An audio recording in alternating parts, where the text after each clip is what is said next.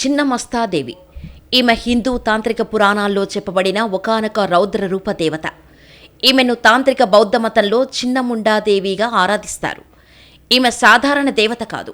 చిన్న అంటే ఖండింపబడింది అని అర్థం వస్తుంది. మస్తా అంటే తల అని అర్థం.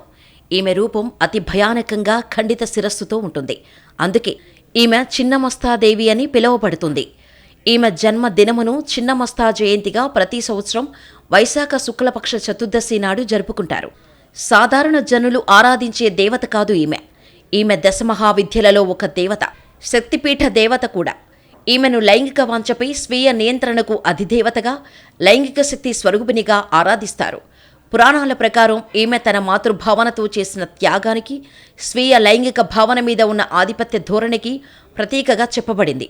ఈమె అతి భయానక రౌద్రరూపం కారణంగా ఈమెను అన్ని చోట్ల పూజించరు. ఈమె పూజా విధానం బహు సంక్లిష్టతతో ఉంటుంది. చిన్నమస్తాదేవి ఆలయాలు ఎక్కువగా నేపాల్లో, మనవైపైతే త్రిపురాంతక క్షేత్రంలో దశమహావిద్యల దేవతల్లో ఒకరిగా ఈమె ఆరాధింపబడుతోంది. అలాగే ఈమె దేవాలయాలు కొన్ని ఉత్తర భారతం వైపు ఉన్నాయి.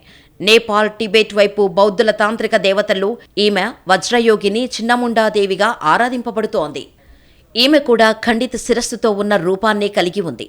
ఈ దేవత ఒక 16 ఏళ్ల బాలిక లాంటి దేహ సౌష్ఠవంతో నిండైన వక్షం, రుధిర వర్ణపు నగ్నదేహంతో, హృదయమున నీలి కలువ కలిగి, కపాలమాల ధరించి, పొడవైన నల్లని బిరుసు అయిన ఒత్తు అయిన కురులు కలిగి, అతి భయానక రూపంతో తలలేని మొండెము కలిగి ఉంటుంది.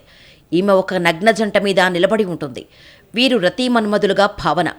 ఈమె జంధ్యంగా సర్పాన్ని, ఎముకల దండలు ధరించి ఉంటుంది. ఈమె ఖండిత శిరస్సు నుండి వచ్చే రక్తధారలు ఆమె సేవకురాళ్ళు అయిన జయ మరియు విజయల నోటిలోకి ఒకటి, స్వయంగా ఈమె నోటిలోనికే ప్రవహిస్తూ ఉంటాయి. ఈ దృశ్యం చూడటానికి అతి భయంకరంగా ఉంటుంది. ఎడమ చేతిలో ఈమె స్వీయ కపాలపు భిక్షపాత్ర, కుడి చేతిలో తన శిరస్సును ఖండించిన ఖడ్గం ఉంటాయి. చిన్నమస్తాదేవి జన్మ వృత్తాంతం.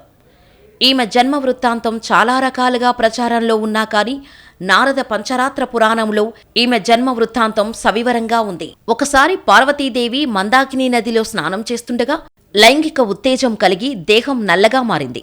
అప్పుడే ఆ సమయంలోనే ఈమె సేవకురాళ్ళు అయిన ఢాకిని మరియు వర్ణిని వచ్చి ఆకలి ఉంది, తినటానికి ఏదైనా పెట్టమ్మా అని ఆర్దిస్తారు.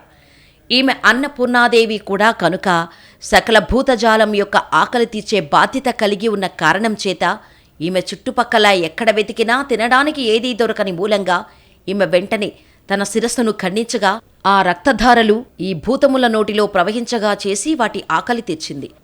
అమ్మే కదా ఎప్పటికైనా బిడ్డల ఆకలి చూసి తట్టుకోలేదు.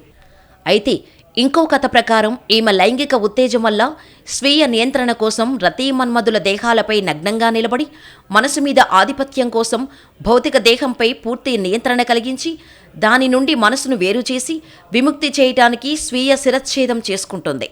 తద్వారా ఈమె లైంగిక స్వీయ నియంత్రణ సాధిస్తుంది. తాంత్రిక పూజలు, ఉపాసనలు, దీక్షలు చేసేవారికి స్వీయ నియంత్రణ అవసరం కనుక ఈమెను తమ ఆరాధనల్లో భాగంగా చేసుకున్నారు. చిన్నమస్తాదేవిని మానవుని జీవన విధానంలో భాగమైన జన్మ, రతి, మృత్యువు అనే 3 ముఖ్య దశల యొక్క 3 రూపాంతరాలుగా సేవిస్తారు. గృహస్థులు, గృహిణీలు, సంసార బాధ్యతలు ఉన్నవారు ఈమెను ఇంట్లో సాత్విక దేవతలతో పాటు ఆరాధన చేయలేరు. ముందుగా చెప్పినట్టు ఈమె ఆరాధన బహు సంక్లిష్టమైన ప్రక్రియ. కేవలం గట్టి నియంత్రణ కలిగి ఉపాసకులు సిద్ధి కొరకు, స్వీయ నియంత్రణ కొరకు ఈమెను ఆరాధన చేస్తారు.